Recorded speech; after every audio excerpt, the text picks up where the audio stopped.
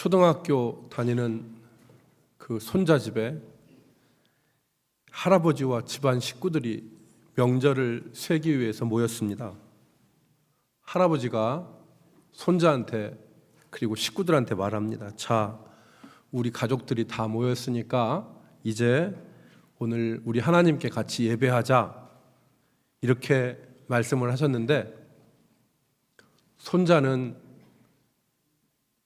의문이 들었어요.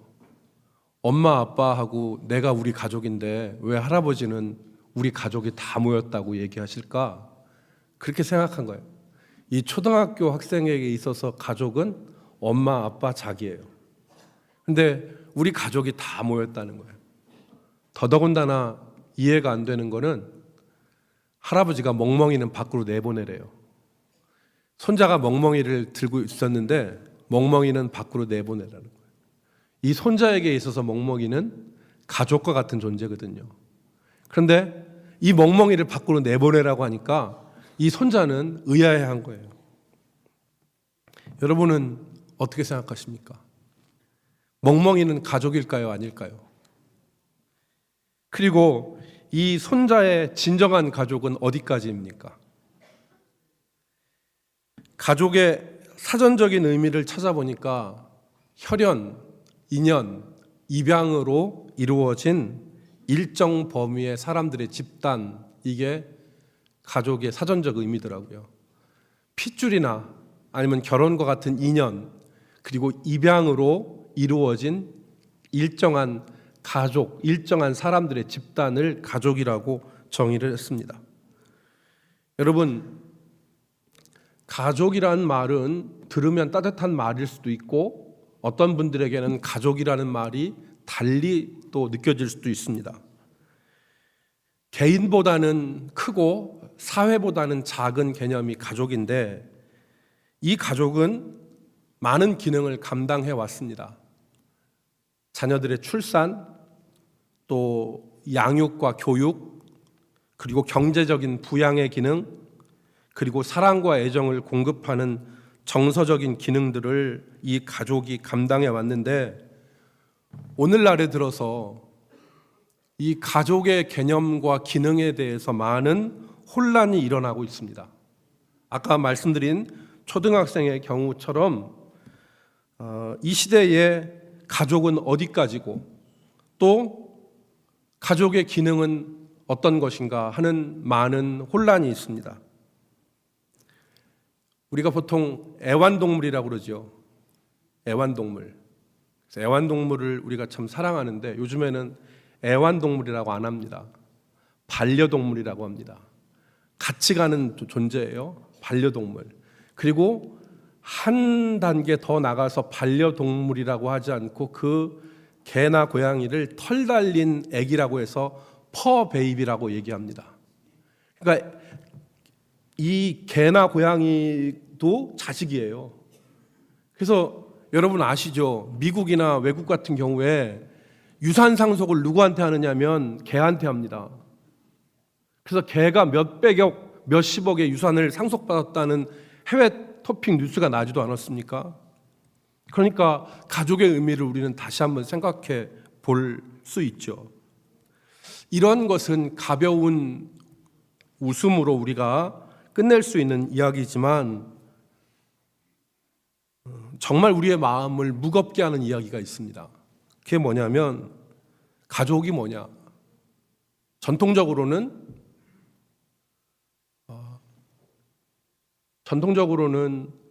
사람이 최후로 돌아갈 안식처, 그리고 사람들에게 울타리가 되어주는 것이 가족이라는 개념이었는데, 요즘에는 사람들은 가족을 짐스럽게 생각하고 부담스럽게 생각합니다.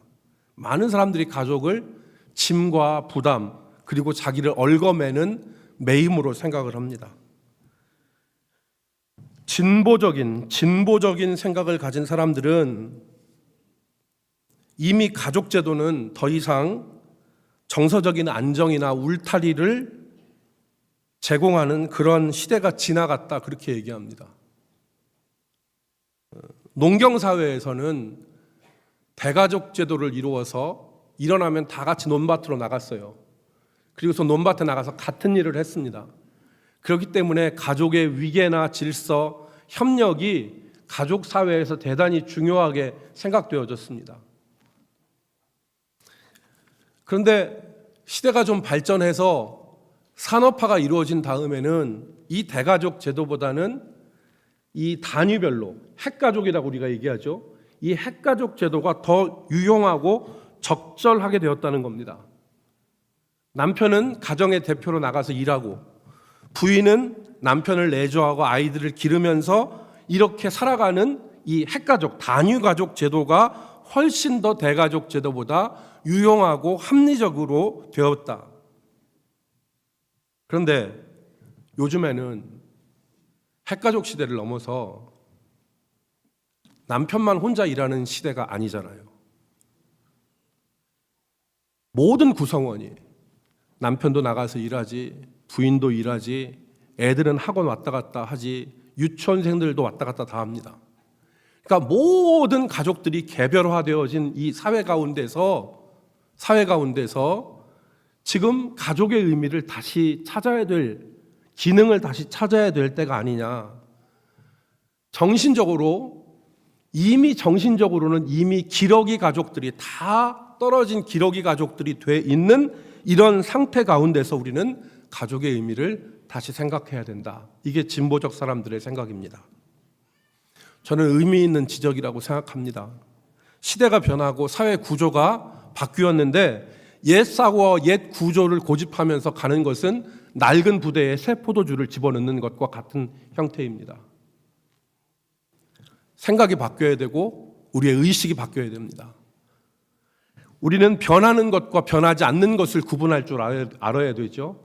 변하지 않는 것은 무엇이고 변하는 것은 무엇인가를 구분할 수 있어야 됩니다.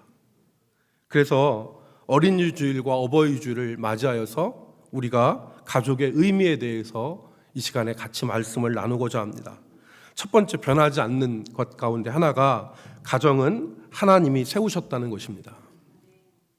가정은 사람이 만든 제도가 아니라 하나님이 세우신 기관이 가정입니다. 하나님은 남자와 여자를 하나로 만드시고 서로를 돕는 배필로 살아가게 하셨습니다. 아무리 사회가 개별화된다 하더라도 남편과 아내가 둘이 연합하여서 가정을 이루는 이 제도, 이것은 흔들 수 없습니다. 그리고 그 부모 밑에서 자녀들로 부모의 사랑과 헌신 가운데서 자라게 하고 또 그 가정 안에서 자녀들은 죄악된 세상 가운데서 순수하고 조건 없는 사랑을 경험하고 그리고 자신을 향한 지지를 경험하고 그리고 하나님의 사랑을 깨달아 알 수 있는 것이 바로 가정입니다. 그래서 가정은 교회와 함께 하나님께서 이 땅에 세우신 거룩한 하나님이 기관이 바로 가정인 것입니다.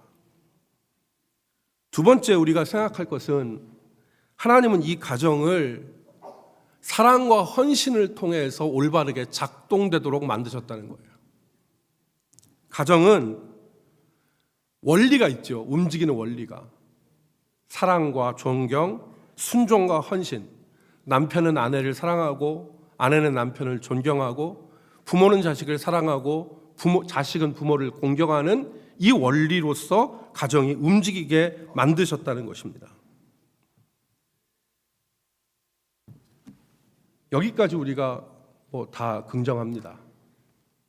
세 번째, 우리는 건강하지 못한 가족주의를 경계해야 된다 하는 말씀을 우리가 같이 나누고 싶습니다.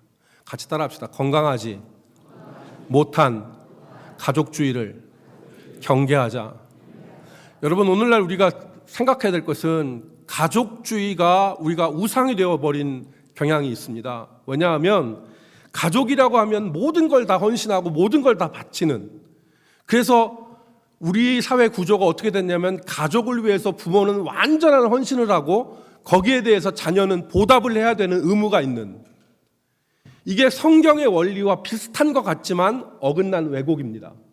왜냐하면 성경은 부모가 자식을 사랑하고 또 자녀는 부모를 공경하라고 하는 원리를 주셨는데 이것이 우리나라의 지금 현재 구조 속에서는 어떻게 됐냐면 의무가 남아 있어요. 의무만.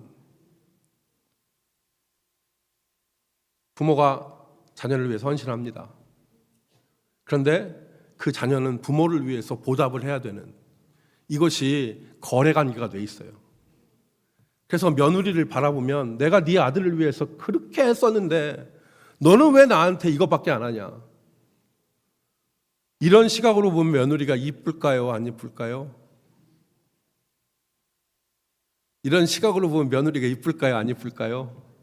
안 이쁘죠. 남편과 아내가 서로를 향하여서 요구만 한다면 남편은 아내한테 왜 존경 안 해? 부인은 남편한테 왜 더 사랑 안 해? 이러한 요구만이 팽배한다면 그 가정은 건강하지 못한 가족주의에 빠져 있는 가정입니다.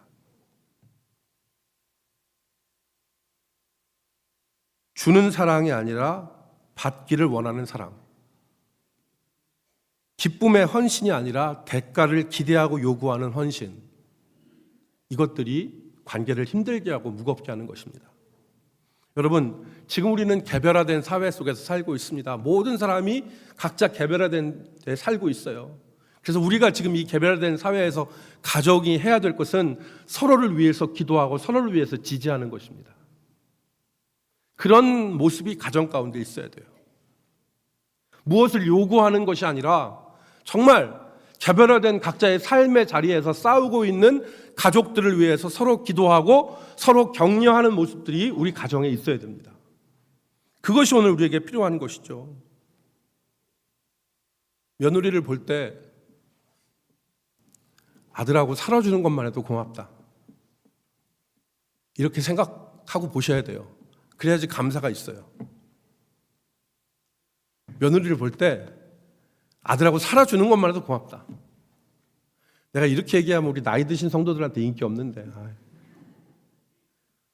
지극히 정성을 다해서 잘해라 막 이런 얘기를 해야지 우리 나이 드신 성도들이 좋아할 수도 있는데, 근데 여러분 우리가 현실은 현실이니까 이 개별화된 사회에서 서로 기도하고 서로 격려하는 거예요. 그래서 정말 가정을 이루어 살아가는 것조차도 힘든 상황에서 정말 열심히 수고하고 있구나라고 하는 모습으로 봐야 돼요. 남편과 아내는 서로 있는 것만으로도 감사할 줄 알아야 돼요. 그것이 건강한 가족주의입니다. 의무만 남은 가족주의는 우리를 정말 힘들게 합니다. 개체사회, 개체화된 사회. 그래서 남편은 남편의 직장, 부인은 부인의 일, 아이들은 학원에서 있을 때 정말 혼자서 쓰러지느냐 설 수 있느냐 이 감당하기 어려운 사회 가운데서 또 다른 부담을 주는 것이죠. 그렇게 돼서는 안 됩니다. 오히려 서로를 격려하고 서로를 위해서 기도하는 모습이 믿는 사람들의 가정 가운데 있어야 될 줄로 믿습니다. 데살로니가전서 2장 7절 말씀에 보면 우리의 행하는 것이 요구나 의무가 아니라 우리는 그리스도의 사도로서 마땅히 권위를 주장할 수 있으나 도리어 너희 가운데서 유순한 자가 되어 유모가 자기 자녀를 기름과 같이 하였나니 그랬어요. 주장할 수 있지만, 마땅히 주장할 수 있지만 유모와 같이 유순한 자가 되어서 너희에게 대했다. 베드로전서 5장 3절 말씀에 보면 맡은 자들에게 주장하는 자세를 하지 말고 양무리의 본이 되라 그랬습니다. 사랑하는 성도 여러분, 오늘 창세기의 말씀을 통해서 이제 우리는 우리 가정에서 힘써야 될 것 세 가지를 같이 나누고 말씀을 마치도록 하겠습니다. 오늘 이 시대 우리 가정에서 필요한 것 세 가지. 첫 번째는 세상에 대한 저항이 필요합니다. 세상에 대한 저항. 오늘 아담과 하와의 가정은 간교한 뱀이 와서 유혹했을 때 아무런 저항도 하지 못하고 시험에 무너지고 말았습니다. 마치 성경을 읽어보면 무방비로 당한 것 같아요. 무방비로. 하와가 간교한 뱀의 말에 넘어갔습니다. 그리고 아담은 하와가 주는 그 선악과를 받아 먹습니다. 어떤 저항도 없었어요. 왜 이렇게 저항하지 못했을까요? 그것은 이 가정에 하나님의 말씀이 약화되었기 때문에 그렇습니다. 약화되었기 때문에. 분명한 하나님의 말씀이 있었다면 상황은 달라졌을 거예요. 동산 중앙에 있는 나무 열매는 먹지 말라. 먹는 날에는 정령 죽으리라. 이 말씀이 뱀이 와서 시험하니까 먹는 날에는 너희 눈이 밝아져서 하나님과 같이 되리라로 바뀌어버렸어요. 하나님의 말씀이 아니라 마귀의 사상으로 뒤바뀐 것입니다. 오늘 본문 6절 말씀에 보면 하와가 그 나무를 본즉 먹음직도 하고 보암직도 하고 지혜롭게 할 만큼 탐스럽게도 한 나무인지라 그랬습니다. 이 얘기는 뭐냐면 하와가 그 나무를 본즉 먹음직도 하고 보암직도 하고 탐스럽게 할 만, 지혜롭게 할 만큼 탐스럽게도 한지라 하는 것은 이 하와가 마귀의 말에 완전히 넘어갔다는 것. 그의 모든 감정과 그의 모든 지각과 그의 모든 생각이 완전히 넘어갔다는 것을 의미하는 말입니다. 여러분, 원래 이 선악을 알게 하는 나무는 이걸 먹어서 선악을 알게 하는 그런 요소가 있는 게 아니에요. 이미 아담과 하와는 선을 알고 있습니다. 하나님이 이미 선한 것을 알려주셨어요. 그런데 이들이 알지 못하는 건 뭐냐면 악이에요. 하나님께서 먹지 말라고 금지하신 것에 대한 불순종을 하면 악을 알게 되는데, 그래서 이들이 악을 알게 되는 거죠. 그래서 선악을 알게 하는 나무는 그 나무에 어떤 특별한 효과나 효능이 있어서 선악을 알게 하는 것이 아니라 하나님의 말씀에 불순종함으로 말미암아 악을 알게 되고, 그리고 그것이 하나님과 같이 눈이 밝아지는 것이 아니라 죄에 대한 악을 알게 됨으로 자신의 부패와 수치를 알게 되는 이런 전락으로 떨어지는 이 선악과 나무인 것입니다. 그래서 하나님이 금지하셨죠. 그런데 뱀이 와서 유혹을 하니까 하와의 생각이 완전히 변한 것입니다. 사랑하는 성도 여러분, 오늘 우리 가정에 하나님의 말씀이 있고 말씀을 붙잡고 가정을 지키는 파수꾼들이 있는 가정이 되기를 주의 이름으로 축복합니다. 하나님이 가정을 거룩하게 구별하셨어요. 이 가정을 지킬 수 있는 것은 하나님의 말씀밖에 없습니다. 말씀을 붙잡고 말씀대로 사는 가정은 그 가정을 지킬 수 있어요. 그런데 그 말씀을 버리고 세상 것에 짝하여 사는 가정은 넘어갑니다. 무방비로 넘어갑니다. 잠언서 말씀에 보면, 잠언서 9장에 보면 이런 말씀이 나옵니다. 사람들이 하는 말이에요. 도둑질한 물이 달고 몰래 먹는 떡이 맛있다. 뭐라고 기록되어 있냐면 도둑질한 물이 달고 몰래 먹는 떡이 맛있다. 잠언 9장에 나오죠. 여기서 도둑질한 물과 몰래 먹는 떡은 성적인 범죄를 가리키는 말입니다.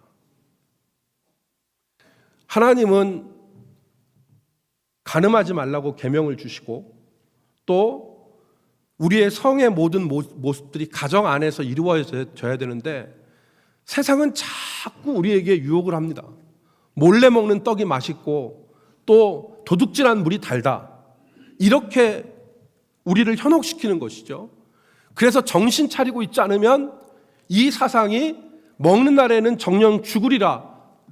그런데 이 말씀이 어떻게 변화되어졌냐면 먹는 날에는 죽지 않고 눈이 밝아져 하나님과 같이 되리라는 말씀으로 변화되어지고 대치되어진 것처럼 우리의 생각을 원수 마귀들은 흔들어 버립니다. 그래서 오늘 우리 가정에서는 세상을 향한 저항이 있어야 되는데 그 저항은 하나님의 말씀을 붙잡는 것입니다. 하나님의 말씀을 붙잡아야 됩니다. 그래서 많은 제자들이 예수님을 따르던 사람들이 다 예수님을 떠났을 때 예수님이 12제자에게 묻지 않습니까? 너희도 나를 떠나려고 하느냐? 그랬더니 베드로가 요한복음 6장에서 주여 영생의 말씀이 주께 있사오니 우리가 누구에게로 가오리까라고 주님을 따랐습니다. 사랑하는 성도 여러분, 말씀을 붙잡고 말씀을 지키는, 말씀을 사랑하는 믿음의 가정들이 되기를 기도하기를 주의 이름으로 축복합니다. 우리의 가정이 문의는 예수 믿는 집이에요. 집에 교패는 붙어 있어요. 집 앞에 교패는 붙어 있어요. 그런데 생각하는 거, 하는 거, 행동하는 거, 살아가는 거, 이거 자체가 똑같이 세상과 같은 집들이 얼마나 많이 있습니까? 오늘 우리 가정이 정말 어버이 주일, 어린이 주일, 우리가 이 주일을 당해서 우리가 정말 가정을 놓고 기도해야 될 사실이 뭐냐면 말씀을 붙들고 세상과 저항하는 가정이 되어야 된다. 그것이 없으면 똑같은 것이죠. 우리도 똑같이 생각합니다. 도둑질한 물이 달고 몰래 먹는 떡이 맛있다고. 여러분, 한 사람이라도 깨어 있으면 도둑이 올 때 막을 수 있습니다. 집안 사람들이 다 자면 도둑이 오면 다 털리고 다 가지고 집어가지만 한 사람이라도 깨어 있으면 도둑이야 소리 질러서 집안 사람들이 일으켜 세웁니다. 그 말씀을 붙잡는 파수꾼과 같은 한 사람이 오늘 말씀을 듣는 저 여러분이 되기를 주의 이름으로 축복합니다. 자녀들이 세상으로 치달아갈 때 그건 아니야, 그건 아니야 라고 흔들어 깨울 수 있는 말씀의 파수꾼들,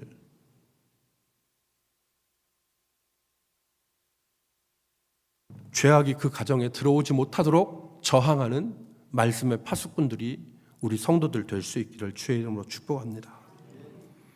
두 번째는 아까도 제가 말씀드렸지만 원망과 불평 대신에 감사와 노력이 있는 가정이 되기를 힘쓰기를 주의 이름으로 축복합니다. 여러분, 오늘 본문 말씀에 보면 아담은 자기의 죄를 어떻게 네가 이 나무 열매를 먹게 되었냐는 이 하나님의 말씀에 책임 전가를 자기 부인에게 해요. 12절 말씀에 뭐라고 했습니까? 하나님이 내게 주셔서 나와 함께 있게 하신 그 여자가 그 나무 열매를 내게 주므로 내가 먹었나이다. 아담은 이전에 뭐라고 했습니까? 하와를 보고 이는 내 뼈 중에 뼈요 살 중에 살이다 라고 고백했어요. 그리고 하나라고 그랬어요. 그러면 아담이 정말 깨어있으면 주여 내가 죄를 졌나이다 라고 회개했어야지, 맞죠? 그러나 지금 아담은 어떡합니까? 책임 전가하는 것이죠. 당신이 내게 주셔서 나와 함께한 그 여자가 내게 열매를 주어서 내가 먹었습니다. 여러분, 오늘날도 원망하는 가정이 많이 있습니다. 너 때문에. 내가 불행한 것은 너 때문이야. 우리 집이 이렇게 불행한 것은 너 때문이야. 이 원망의 굴레를 씌워서 고통 가운데 사는 사람들이 많이 있습니다. 이때 바로 필요한 것이 내 탓이옵니다. 내 탓이오. 자신의 잘못으로 끌어안는 것입니다. 네가 잘했고 내가 잘했고 하는 지리한 논쟁과 싸움이 아니라 내가 잘못했다, 내가 다 담당하겠다고 끌어안는 모습들이 우리에게 필요한 것이죠. 이 문제로 인해서 우리가 더 이상 괴롭게 살지 말자. 끌어안는 책임 있는 모습.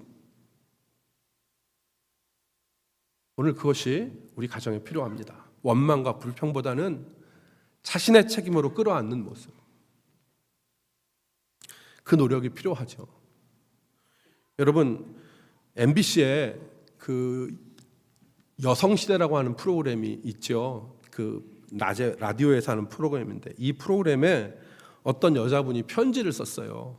근데 그 편지를 쓴 것을 책으로 묶어낸 것인데 그리움이라고 하는 책이 있더라고요. 거기에 보니까 한 여자분이 편지를 썼어요. 남편이 48번째 생일을 맞이했는데 그때 자기 집에 있는 고등학교 2학년 딸내미, 중학교 다니는 아들, 그리고 자기가 케이크 앞에 있는 촛불 앞에서 편지를 다 읽었대요. 그래서 딸은 아빠 내가 공부 열심히 해서 좋은 대학 가고 아빠하고 행복하게 살고 싶어 하면서 딸답게 편지를 쓰고, 중학교 아들은 아빠 나 용돈 일주일에 2만 원이 말이 돼, 1만 원만 더 올려줘, 3만 원은 돼야지 용돈을 쓰지 하면서 중학교 아들답게 아버지한테 생일 축하를 했어요. 그리고 아내는 여보 힘들고 어려운데 꿋꿋한 가정으로 살아줘서 고마워 라고 남편한테 편지를 쓰고 케이크를 불었어요. 얼마나 행복한 가정이에요. 그런데 이 가정이 8년 전에는 안 그랬대요. 8년 전에는, 그러니까 딸이 초등학교 4학년일 때 남편과 아내는 갈라서기로 마음을 먹었습니다. 집에 빚도 많고 또 남편과 아내 관계도 틀어져서 그때 생각에, 아내 생각에 남편만 없으면 살 것 같대요. 무슨 말인지 이해되시죠? 남편만 없으면 살 것 같대요.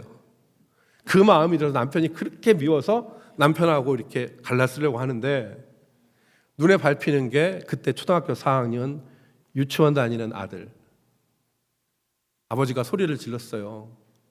그러니까 딸이 무서워서 울면서 지방으로 들어가서 눈에 눈물 자국이 맺힌 상태에서 잠이 들었는데, 딸이 엄마 아빠한테 편지를 썼어요. 엄마 아빠 헤어지지 마. 엄마 아빠 누구 한 사람이라도 없으면 안 돼. 엄마 아빠 꼭 같이 살고 싶어. 딸이 구구절절히 편지를 썼어요. 그걸 엄마가 읽고 눈물이 픽 도는 거예요. 그리고 돌아봤어요. 헤어지려고 하는 마음 가운데 다시 생각을 했습니다. 그래서 남편을 밖에서 보자고 그랬어요. 밖에서, 집에서 보지 말고. 집에서 보면 또 싸우니까. 그래서 밖에서 보자고 해서 밖에서 만나서 딸이 쓴 편지를 주고, 자기가 쓴 편지를, 2통의 편지를 주고, 아내가 말없이 일어나서 나왔습니다. 남편이 아내의 편지, 딸의 편지를 보고 남편도 마음을 돌렸어요. 그리고 이 가정은 그때부터 회복의 역사가 일어나서 그 다음부터 무슨 일이 있으면 꼭 편지를 써가지고 가족들끼리 의사소통하는 그러한 모습을 갖게 되었다고 그래요. 여러분, 오늘 우리에게는 이런 십자가 사건이 있어야 돼요. 우리 가정에 힘들고 어려운 가정이 있죠. 이 힘들고 어려운 가정에 원망과 불평 대신에 책임 전가 대신에 정말 주님께서 다 내 죄다, 내가 끌어안고 가마 라고 하는 이 책임지는 모습이 우리 가정들 사이에 있어야 될 줄로 믿습니다. 그게 있어야 돼요. 그게 하나님이 그때 역사하시는 거예요.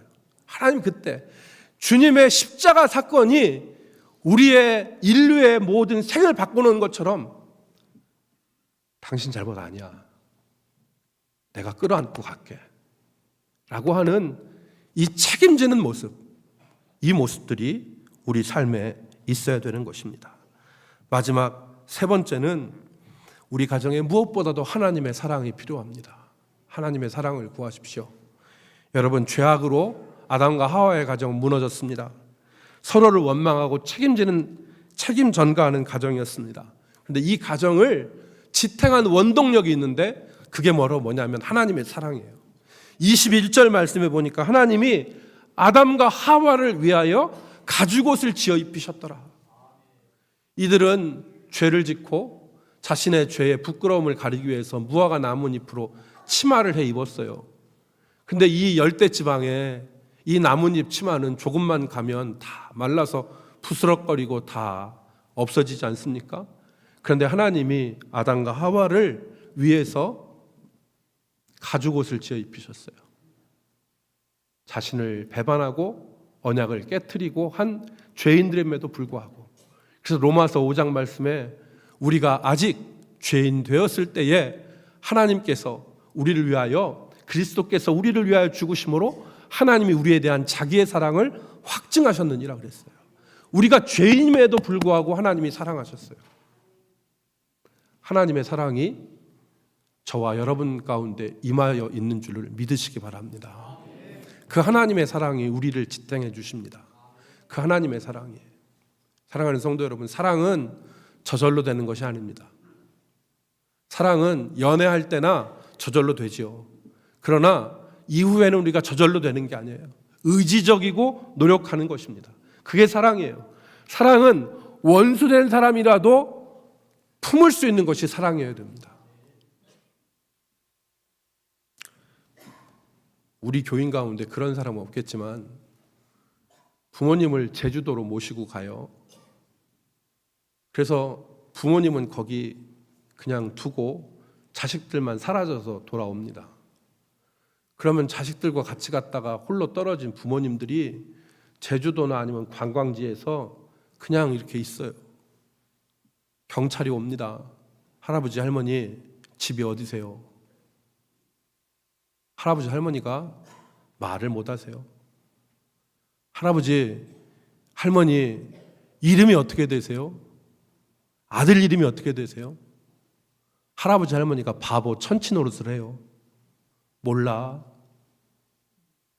왜? 이름 모를 리가 있겠어요?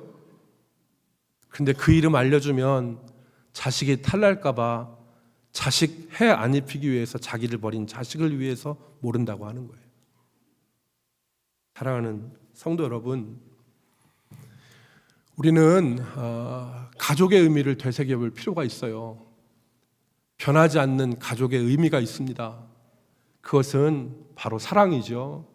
오늘 우리는 사랑을 내가 받아야 될 사람들에게만 내가 사랑을 준다고 생각하는데 그게 사랑이 아니에요. 우리가 아직 죄인 되었을 때에 그리스도께서 우리를 위하여 죽으심으로 하나님이 우리에 대한 자기의 사랑을 확증하셨느니라.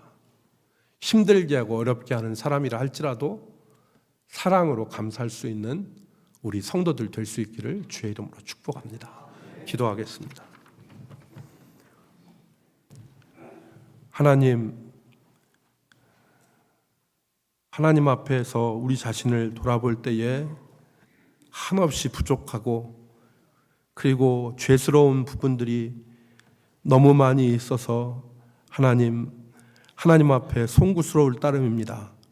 오늘 이 시간도 우리가 가족의 의미를 되새겨보면서 이 시대에 우리가 어떠한 모습으로 살아야 될 것인가를 생각해 보았는데 우리 가정에 하나님께서 이 말씀에서 허락하여 주신 변치 않는 사랑을 늘 공급하여 주심을 깨닫게 하여 주시고 그 사랑 안에 있는 우리가 서로를 원망하거나 요구하는 것이 아니라 서로를 위하여 기도하고 사랑을 베풀 수 있는 가족들로 살아가게 하여 주시옵소서.